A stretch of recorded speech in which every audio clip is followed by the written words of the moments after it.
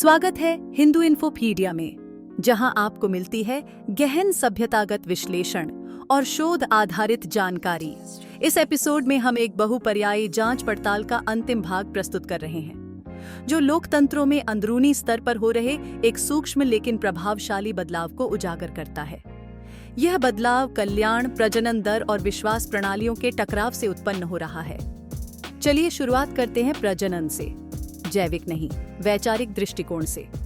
धर्मनिरपेक्ष समाजों में पारिवारिक योजना अक्सर व्यक्तिगत या पर्यावरणीय चिंताओं पर आधारित होती है। इसके विपरीत कुछ समुदाय प्रजनन को एक पवित्र और आपित और रणनीतिक कर्तव्य मानते हैं, जो धार्मिक सिद्धांतों में निहित है। जहां 2.9 की प्रजनन दर वाला समुदाय हर पीढ़ी में दोगुना हो सकता है, वहीं 1.3 पर पहुंचने वाला समुदाय तेजी से घटने लगता है। यही अंतर समय के साथ जनसांख्यिकीय असंतुलन पैदा करता है। धर्म आधारित समुदाय अक्सर संतुलन को प्राथमिकता देते हैं, यहाँ तक कि आर्थिक कठिनाइयों में भी परिवार सीमित रखते हैं। अन्य परंपराएं विस्तार को अधिक महत्व देती हैं। जब राज्य सभी विश्वासों को समान रूप से मान्यता देते हैं, तब परिणाम असमान हो सकते हैं, जहां संयम कम होता है और संख्यात्मक विस्तार हावी हो जाता है।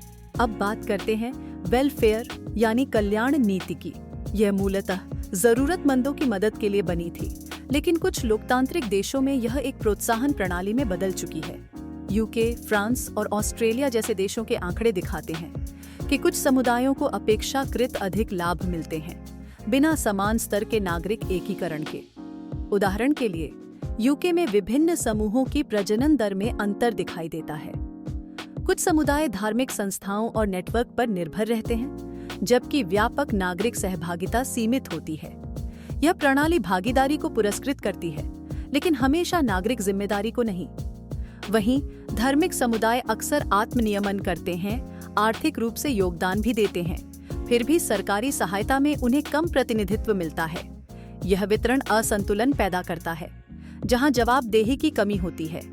एक और जटिलता, कुछ धार्मिक सिद्धांतों में रणनीतिक रूप से विश्वास को छुपाने की अनुमति होती है।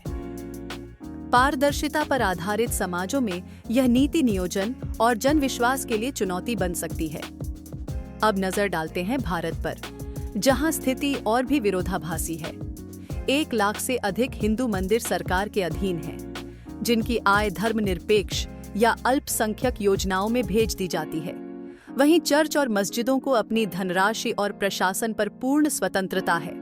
तमिलनाडु में हिंदू शिक्षा पर सख्त नियंत्रण है, जबकि अन्य धार्मिक संस्थानों को कई छूटें प्राप्त हैं। यह चयनात्मक ढांचा एक धर्मनिरपेक्ष राष्ट्र में समानता पर गंभीर प्रश्न खड़े करता है। वक्फ बोर्ड को व्यापक भूमि अधिकार और कानूनी संरक्षण प्राप्त है, जबकि हिंदू संस्थानों पर सख्त निगरानी रखी जाती है। यह नीति में ही नहीं, प्रतिनिधित्व और सुरक्षा में भी अंतर पैदा करता है। जनसांख्यिकीय परिवर्तन सिर्फ जन्म दर से नहीं, बल्कि धर्मांतरण से भी होता है। हालिया गिरफ्तारियों ने संगठित नेटवर्क को उजागर किया है, जो आर्थिक, सामाजिक या भावनात्मक दबाव डालकर धर्मांतरण को बढ़ावा देते हैं, अक्सर सहायता या सशक्तिकरण की आड़ में। वैश्विक फंडिंग से चलने वाले एनजीओ आदिवासी क्षेत्रों और शहरी झुग्गियों में सक्रिय हैं। कानून मौजूद हैं, लेकिन उनका क्रियान्वयन कमजोर है, जिससे चैरिटी के नाम पर दुरुपयोग की गुंजाइश बनती है। भारत की नेतृत्व व्यवस्था जनसंख्या नियंत्रण की बात तो करती है, लेकिन उन वैचारिक असमानताओं पर मौन है जो असंतुलन को जन्म देती है। संविधान समानता की बात करता है, लेकिन व्यवहार में अक्सर विशेषाधिकार तटस्थता पर हावी रहता है। अब इसकी तुलना हंगरी से करें, जिसकी आलोचना तो होती है, लेकिन उसकी नीति स्पष्ट है। वहां वेलफेयर को सांस्कृतिक पहचान से जोड़ा गया है, आप्रवासन को नागरिक एकीकरण के मानकों से छाना जाता है, और शिक्षा प्रणाली विरासत की रक्षा करती है। यह विवादास्पद हो सकता है, लेकिन सुसंगत है। भारत में इस बीच हलाल प्रमाणन, जो कभी सिर्फ खाद्य उत्पादों तक सीमित था, अब एविएशन से लेकर हेल्थ केयर तक में प्रभाव डाल रहा है। बिना किसी नियामक पारदर्शिता के ये प्रणालियां चुपचाप लागू हो रही हैं। हिंदू खानपान की प्राथमिकताओं को कोई समान सरकारी मान्यता नहीं मिलती, जो व्यावसायिक निष्पक्षता पर प्रश्न उठाती है। एक सच्चे जनसांख्यिकीय लाभांश की परिभाषा सिर्फ संख्या नहीं, बल्कि साझा नागरिक मूल्यों में निहित होती है, जब वृद्धि एकीकरण से रहित हो और वेलफेयर नागरिक योगदान से अलग हो जाए तो यह समृद्धि नहीं बल्कि आंतरिक असंतुलन बन जाती है। भारत और पश्चिम में एक जैसे पैटर्न दिखते हैं। जो योगदान देते हैं उन्हें कम मिलता है। सांस्कृतिक संयम को हतोत्साहित किया जाता है, विस्तार को बढ़ावा मिलता है। उदार लोकतंत्र अपनी ही क्षति की फंडिंग करता है।